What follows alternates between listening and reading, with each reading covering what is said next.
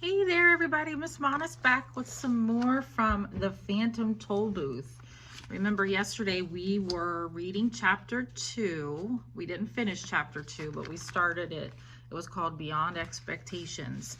And Milo ends up going through the toll booths, and he ends up in this land called the Land of Expectations. And he figures a way through the Land of Expectations and then ends up in this land with the doldrums. And it's against the law to think, or even to think about thinking, in the land of the doldrums. So we don't know how Milo's going to get out of here. "That's a ridiculous law," said Milo quite indignantly. "Everybody thinks." "We don't," shouted the Lithargians all at once. "And most of the time you don't," said a yellow one sitting on a daffodil. "That's why you're here. You weren't thinking, and you weren't paying attention either. People who don't pay attention often get stuck in the doldrums." And with that, he toppled out of the flower and fell snoring into the grass. Milo couldn't help laughing at the little creature's strange behavior, even though he knew it might be rude. "Stop that at once," ordered the plaid one, clinging to his stocking. "Laughing is against the law. Don't you have a rule book? It's local ordinance 574381-W. Opening the book again, Milo found Ordinance 574381-W. "In the doldrums, laughter is frowned upon, and smiling is permitted only on alternate Thursdays. Violators shall be dealt with most harshly." Harshly is like severely. "Well, if you can't laugh or think, what can you do?" asked Milo.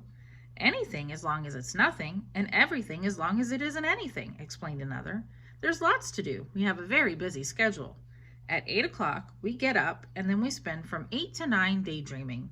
From 9 to 9:30, we take our early mid-morning nap. From 9:30 to 10:30, we dawdle and delay.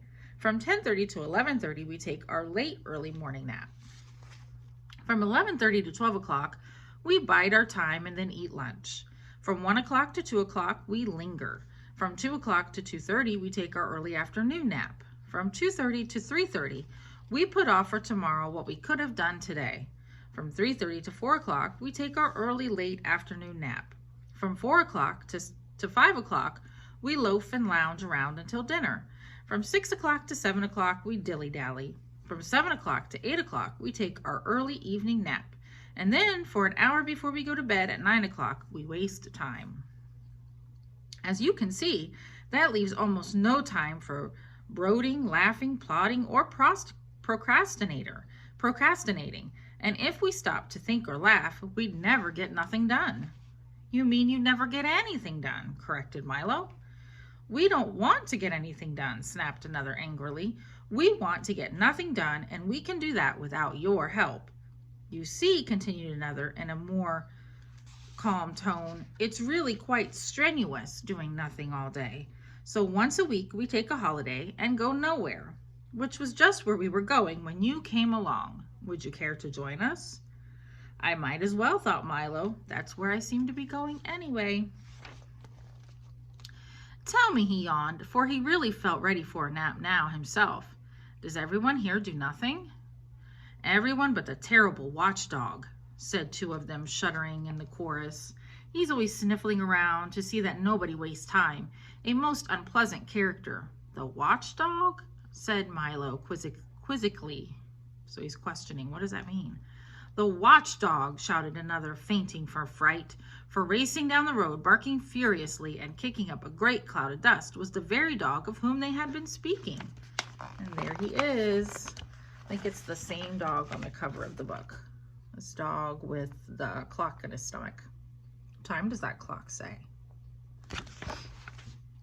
"Run! Wake up! Run! Here he comes, the watchdog!" Great shouts filled the air as they scattered in all directions and soon disappeared entirely. "Roar!" exclaimed the watchdog as he dashed up to the car, loudly puffing and panting. Milo's eyes opened wide, for there in front of him was a large dog with a perfectly normal head, 4 feet, and a tail, and the body of a loudly ticking alarm clock. "What are you doing here?" growled the watchdog. There they are.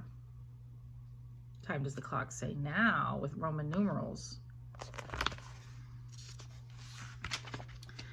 "Just killing time," replied Milo apologetically. "You see, killing time," roared the dog.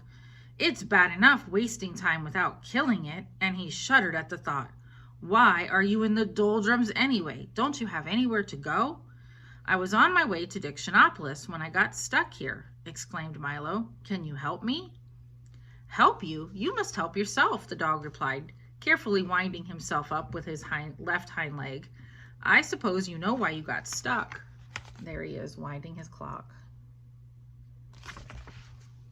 "I guess I just wasn't thinking," said Milo.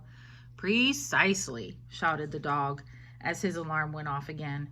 "Now you know what you must do." "I'm afraid I don't," admitted Milo, feeling quite stupid. "Well," continued the watchdog impatiently, since you got here by not thinking, it seems reasonable to expect that in order to get out, you must start thinking." And with that, he hopped into the car.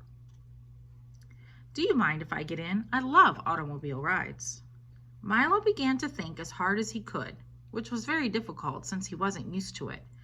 He thought of birds that swim and fish that fly.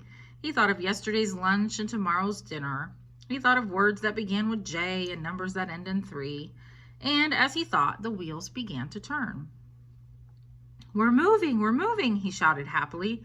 "Keep thinking," scolded the watchdog. The little car started to go faster and faster as Milo's brain whirled with activity, and down the road they went. In a few moments, they were out of the doldrums and back on the main highway. All the colors had returned to their original brightness, and as they raced along the road, Milo continued to think of all sorts of things. Of the many detours and wrong turns that were so easy to take, of how fine it was to be moving along, and, most of all, how much could be accomplished with just a little thought. And the dog, his nose in the wind, just sat back, watching tickfully. That's the end of chapter 3. So what did Milo learn while being in both the land of expectations and the land of the doldrums? Tell me what you think is something he learned in the comments below. Thank you. Have a great day.